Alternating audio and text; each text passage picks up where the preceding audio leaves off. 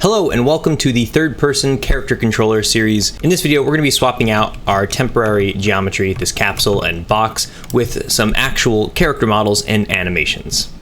We got this player game object here, and inside of it we have our player capsule that has its little player cube, right? So the only visual representation of our character is here. Okay, so you could turn this on and off.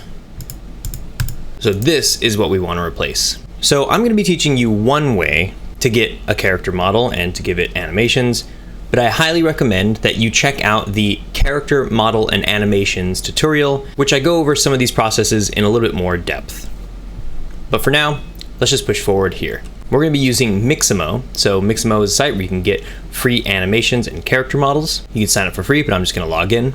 Now, when you're here in Mixamo, it's going to look a little different from you because this is a character model I imported the last time I was using it. But what you could do is come over here to the Characters tab and select a character for your game. There's only a handful here, but there's some good options for prototyping and for learning purposes. So I'm just going to grab this classic Xbot. Okay, proceed with this new character. Your previous character will not be saved. That's fine. We'll use this character. So when you select a character, they're going to be showing up in this T-pose.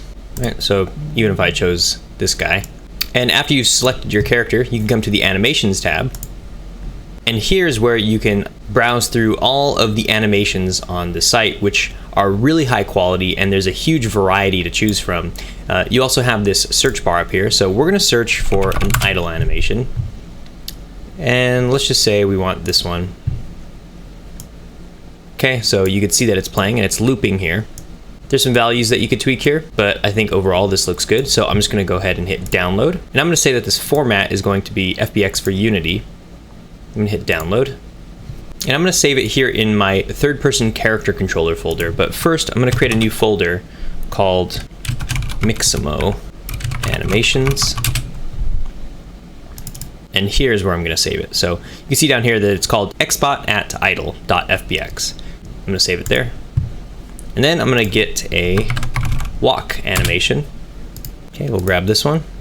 Now you'll see that by default, the character actually walks through space. They're walking from point A to point B. Now there are ways to make this work in Unity, but for the most part, the general rule of thumb is that you want to select this in place box so they walk in place, and then we'll do the programming to make it move through space. Okay, so I'm going to hit download. And again, I'm just going to keep this FBX for Unity and hit download. I'm going to save it here with my idle. This one is called xbot@walking. And then let's get in a jump animation. I like this one. Okay, so I'm going to hit download. And we'll download that. Save it there. And let's get a running animation. Okay, again, they're moving through space. So I'm going to select this in place and hit download. Download and save it here. Okay, so back in Unity, it's going to import all those. See that we have our Mixamo animations folder here, and we have our idle, jumping, running, and walking. To begin with, I'm going to select all of these by selecting the first one, holding Shift, and then selecting the last one.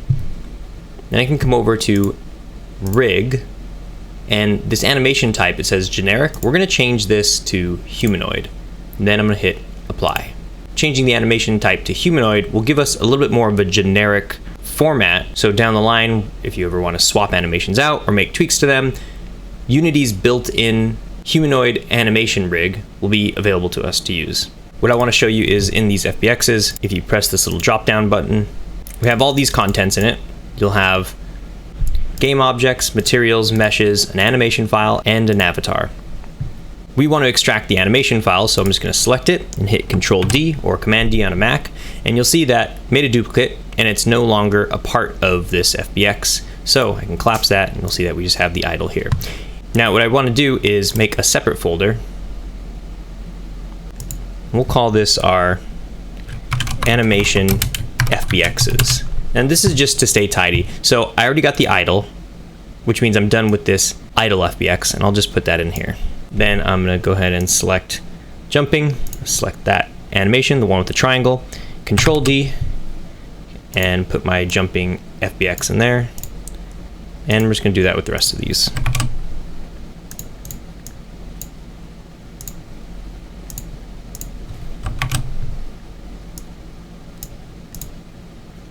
Okay, so now we're just left with the animation files themselves.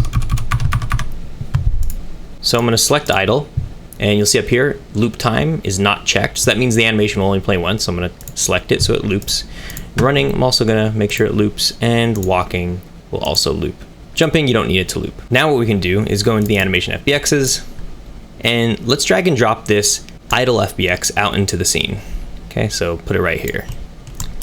And we'll be using this as our basis for our character. Okay, so you can see up here, it's still an FBX because it's blue, it's not gray like these other ones. I'm gonna right click on it, prefab, unpack completely.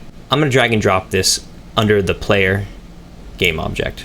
And now that it's a child of the player game object, I could zero it out over here. So I'm gonna go over to the position, 0, 0, 0. Okay, and you'll see that its feet are at the base of this. But if you select the player game object, we have this character collider that's up here. So I'm gonna take this Xbot at idle, and I'm just gonna lower it down. And I can select this to kind of get a better view of things. And let's put it like right there, just so the feet line up nicely at the bottom of that capsule. Okay, I can click this again to come back into perspective mode. And now you see that the head isn't quite up there to the top. So if you want, you can come up here to scale it up a little bit. Okay, and then this player capsule is no longer any use to us, so we could just select it and delete it. If we just do that right now, let's just see how this plays out. I'm gonna hit play. Okay, so we're moving around, but it's not facing the direction we want. And that's because when we deleted our player capsule, it lost a connection to some of the programming. So I'm gonna stop this, and you'll see that here on our player move. Sure enough, in the moving state, the look at direction, it lost connection because we got rid of that player capsule. So we could just drag and drop this in here now. And you know, this xbot.idle, what I'm gonna do is select it and hit F2, call it xbot. So with this hooked up now, I'm gonna hit play. And now when we move around, it aligns correctly. Okay, so I'm moving left and right, moving forward, moving backward, or I could just steer with the camera. Same thing with this way and this way. All right, so that's all working out.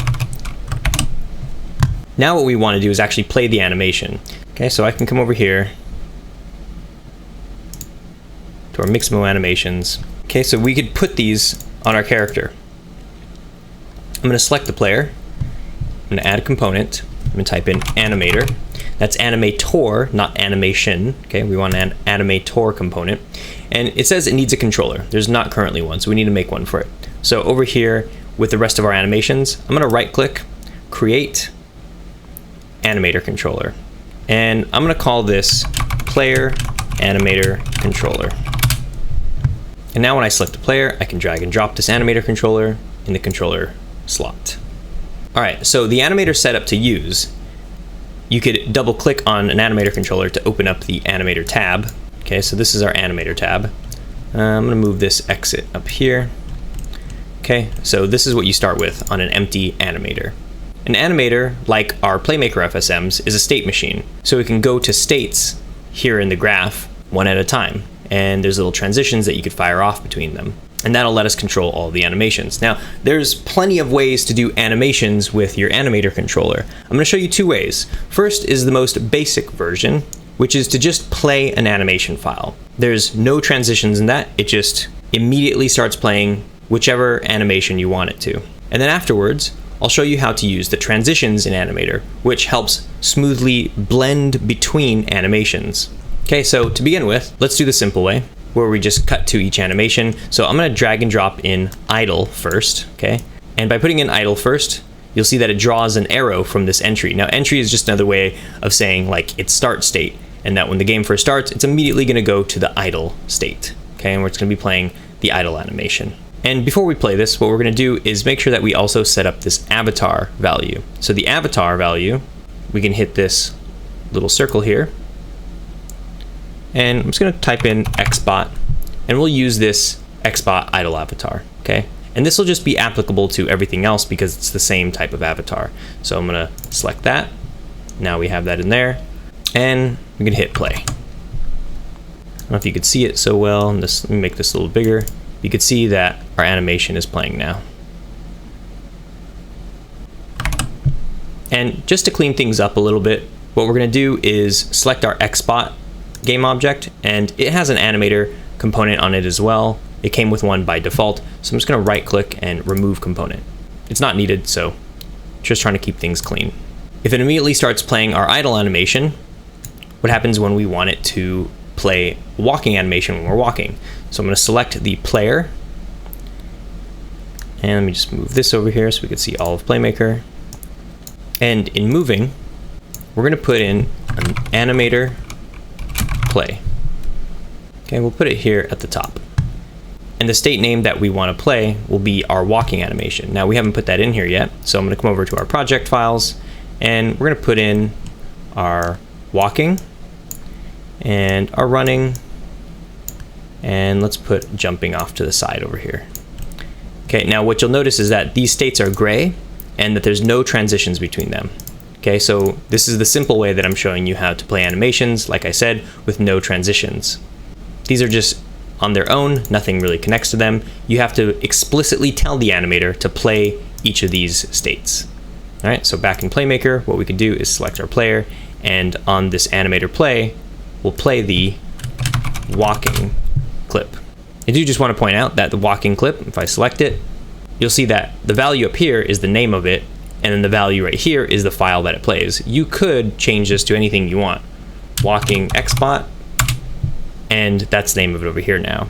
And for the AnimatorPlay, it would require the walking XSpot value. It needs to match that, and capitalization and all that spelling, it matters. Okay, so it has to be exactly the same. So we have it playing walking when it's here, but over on idle, let's just say that we put another AnimatorPlay, so when it comes back, it will play idle.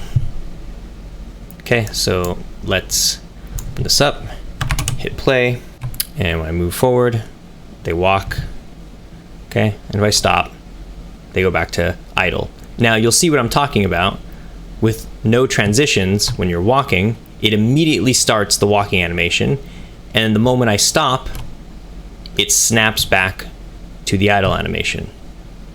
Okay, so there are no transitions here, and it's a really abrupt look. For the most part, a lot of games make use of transitions between their animations. It's sort of an outdated thing to not have transitions between your animations, but it's up to you. So it's looking good.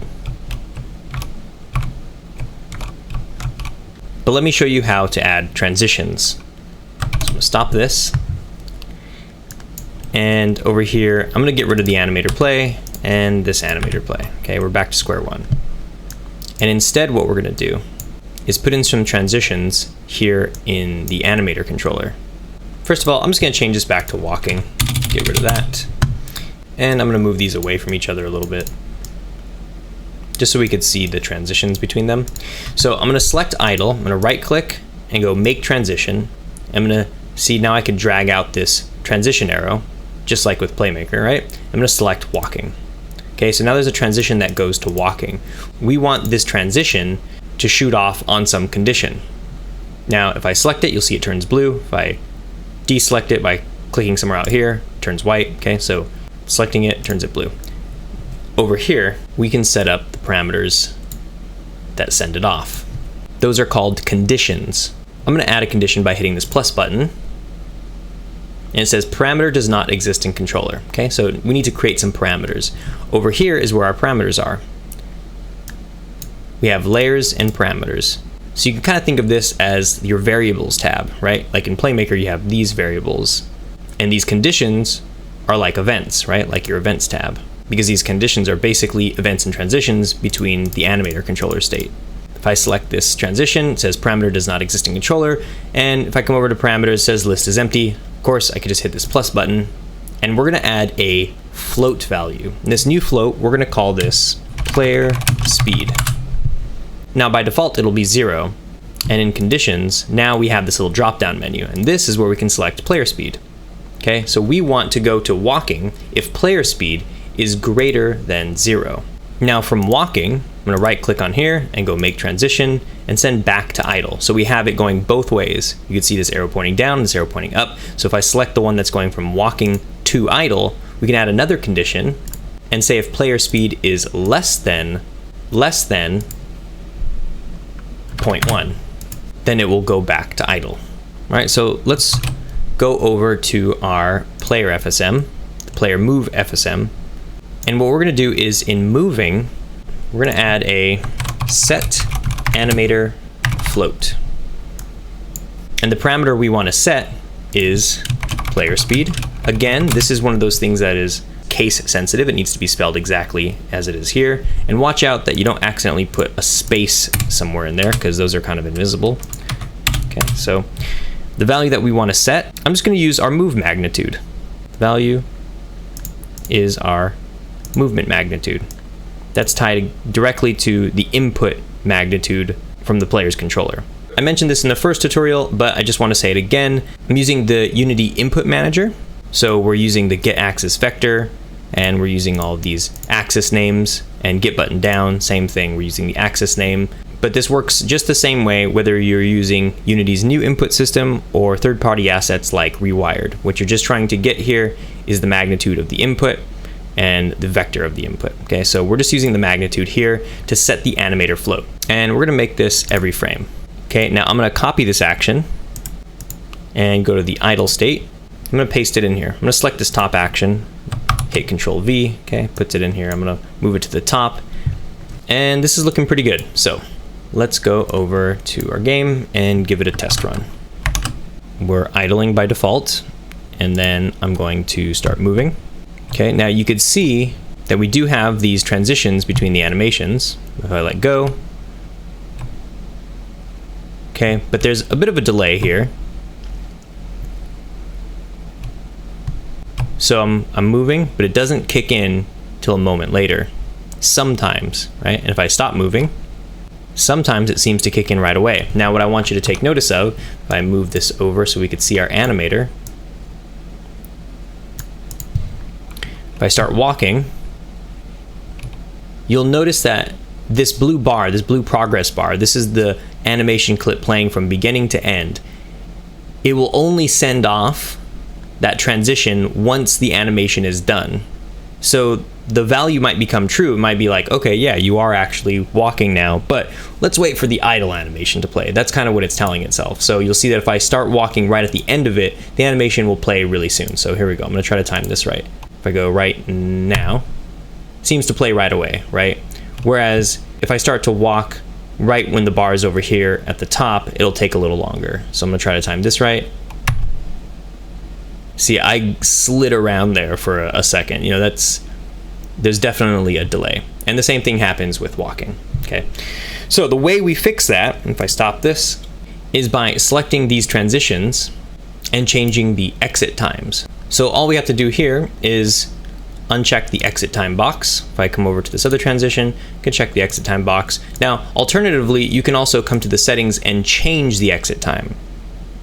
The value isn't available to you unless this box is checked. You could change this now, but these settings will allow you to really dial in how you want your transitions to happen. And I highly suggest checking out the Unity manual for the animator and just learning more about transitions and how they work, how you can change some of these settings to get what you want. But for now, we're just gonna deselect these exit times because between walking and jumping and everything, we just want it to happen more or less immediately. Okay, so I deselected that and I deselected that. So now I should be able to play this. Okay, and when I start walking, it starts playing, and when I stop, it goes to the idle animation. And now there's no delay. Okay, and it has a nice smooth transition. And those are some of the ways that you could set up and use Unity's Animator with Playmaker's Animator actions. Be sure to check out our other videos to learn all the various features of Playmaker. Links to more learning resources are in the description.